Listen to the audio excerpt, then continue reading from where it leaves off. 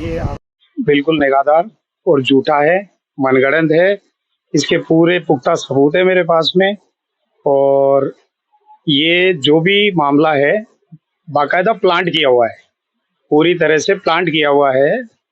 और इसके अलावा इसमें कुछ भी सच्चाई नहीं, झूठा ही। 30 लाख की बात कहाँ से शुरू हुई, क्या है इसमें? 30 लाख की बात यहाँ से शुरू हुई। एक्चुअल में क्या है कि इसका एक कथित हस्बैंड है लालाराम चौधरी, वो मेरा किराएदार था। कारखाना ले रखा था उसने और अपना काम करता था वो। उसी दरमियान उसने क्या है कि एक होम लोन लिया, 22 लाख रुपए का होम लोन करवाया उसने। होम लोन करवाने का मकसद उसका ये था कि उसने ऑलरेडी पहले से किसी बैंक से लोन ले रखा था। उस बैंक का 8 लाख रुपए बकाया था, उसका वो 8 लाख रुपए कट गया। उसके बाद उसके पास 14 लाख रुपए उसके अकाउंट में आए।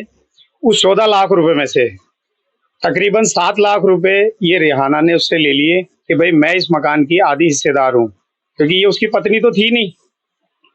ये बड़ा इल्जाम लगा रहे हैं, रिहाना इसकी पत्नी नहीं है? नहीं, इसकी पत्नी नहीं थी, ये इसके साथ में लिव इन रिलेशन में रहती थी। क्योंकि रिहाना जो है एक पठान जाति से बताती है अपने आप को, मुस्लिम पठान। और लालाराम चौधरी जो है वो चौधरी हिंदू समुदाय से आते हैं। नहीं, मंसूरी समाज का कोई लेना देना नहीं है इसमें। तो हुआ ये कि 22 लाख रुपए में से 7-8 लाख रुपए करीब इसके पुराने लोन में कट गए। बाकी 14 लाख रुपए तकरीबन इसके अकाउंट में आए।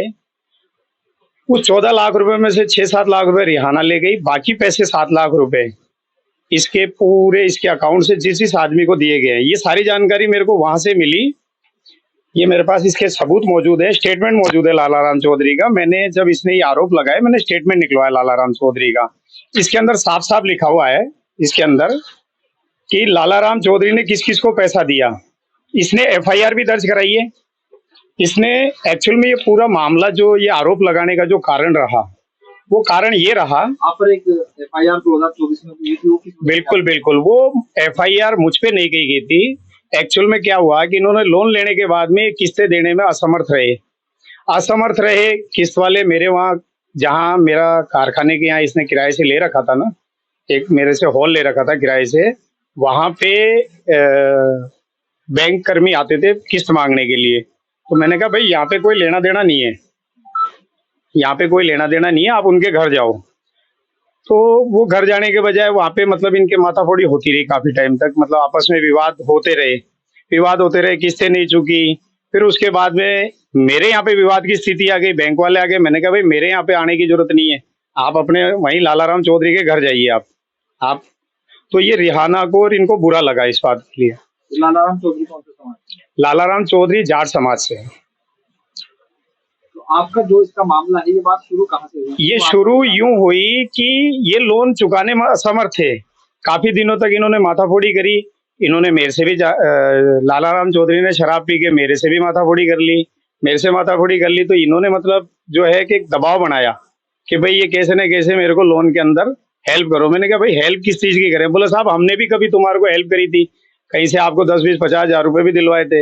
मैंने कहा भाई आपने मेरे को कोविड के टाइम पे किसी खंडी वाले से पैसे दिलवा दिए थे। उस टाइम पे मेरी होटल थी, कोविड के टाइम पे आपने कोई पैसे का दिलवा दिया था तो कोई बात नहीं, वो मैंने देर सवेर करके चुका दिया, उसके अंदर कोई ऐसी बात नहीं है।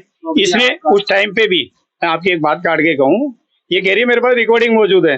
तो रिकॉर्डिंग कोविड के टाइम पे ये जब उसके लिए किस्त के लिए फोन करी थी 4,000 रुपए के लिए, तो वो किस्त रिकॉर्डिंग कर ली, वो किस पर्पज से करी मेरे को आज तक समझ में नहीं है। मेरे को 1% ही दिमाग में नहीं था। मैं तो बतौर इज्जत ही बात कर रहा था उससे, लेकिन उसने कोई रिकॉर्डिंग कर ली तो कर ली। अब आदमी क्या कर सकता है उसके लिए, ये कहानी है। आपका उसका कोई लेन देन का कोई मामला नहीं, मेरा और उसका कोई निजी लेन देन नहीं। अगर कोई लेन देन का मामला होता, तो वो पहले मुझसे बात करती या मेरे पास आती, एक 4 जानकार को लेके मेरे पास आती, आमने सामने बैठती।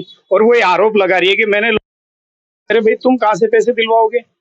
अगर किसी से पैसे दिलवाए तो उसको लाओ ना मेरे पास में, ऐसा कोई बात नहीं। उसने वीडियो भी वायरल की थी आपके पास? बिल्कुल वीडियो वायरल की इसने, मुझ पे इल्जाम लगाए थे उसने।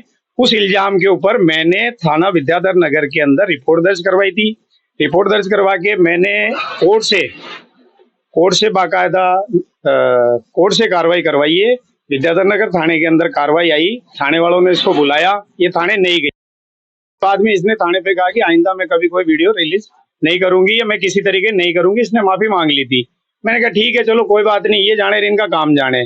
उस टाइम पे भी वीडियो बनाने के अंदर एक चीज और है सर, इसके अंदर जो मेन खास बात है, वीडियो बनाने का जो मकसद था एक्चुअल में क्या है, मैं मेरे समाज के अंदर किसी मामले के अंदर बहुत अच्छी तरह लड़ाई कर रहा था, उसको समाज की लड़ाई लड़ रहा था।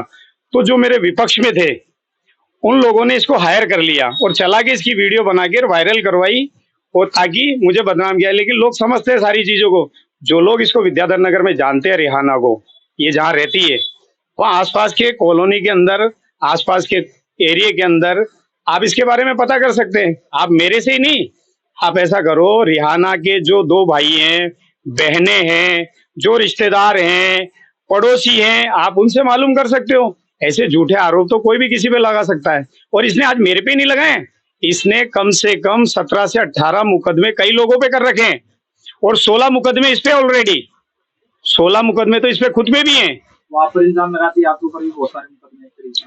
अरे मेरे पे मुकदमे हैं, उससे अगर कोई मुकदमे है तो मुकदमों का जवाब है, तो उससे क्या लेना देना। अगर मुकदमे है तो, लेकिन इस तरीके का तो कोई मुकदमा नहीं है ना मेरे ऊपर। जो मुकदमा है नहीं, मेरे पर कोई इस तरीके का मुकदमा नहीं है। छोटे मोटे तो आज के जमाने में आप जानते हो कि मामूली बात पे भी मुकदमे हो जाते हैं। हमारे हर मुकदमे के अंदर या तो कोई राजीनामा होगा।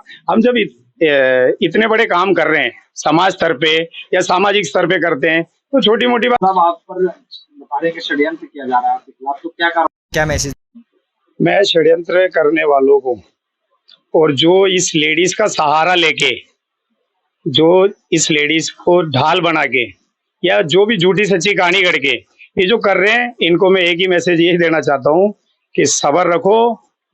आप तो कर रहे हैं झूठ पाखंड, और मैं सच को उजागर करके रहूंगा। मैंने पहले भी करा हुआ है सच को उजागर, और मैं आगे भी सच को उजागर करूंगा। और आइंदा कभी ऐसा जिंदगी में आप लोग दोबारा नहीं कर सकेंगे, इसका मैं पुख्ता इंतजाम। और दूसरी बात ये और कहना चाहता हूँ षड्यंत्रकारियों से कि तुम लोगों ने मिलके पहले भी मुझ पे जानलेवा हमले करवाए, उसमें भी तुम नाकाम रहे, और अभी ये दूसरा फार्मूला गढ़ के लाए हो। आप मेरी रफ्तार को नहीं रोक सकते, और अगर मैं रुक गया, ये मान लेना मेरी सांस रुकेगी तभी रुकूंगा मैं। तो आप लोगों से ये गुजारिश है कि इस तरीके के घटिया और ओछी हरकतें करने के बजाय या तो आप मेरी सांसें रोक, जैसे पहले तुम लोगों के साथियों ने मिलके मेरे पे जानलेवा हमला कराया था, रुक। मेरी सच्चाई से जब ही हटूंगा मैं, जब मेरे यहाँ जिस्म में सांस बाकी नहीं रहेगी। ये सांस जब तक है, मैं तुम लोगों को समाज के साथ धोखाधड़ी नहीं करने दूंगा, तुम कितनी भी कोशिश कर लो।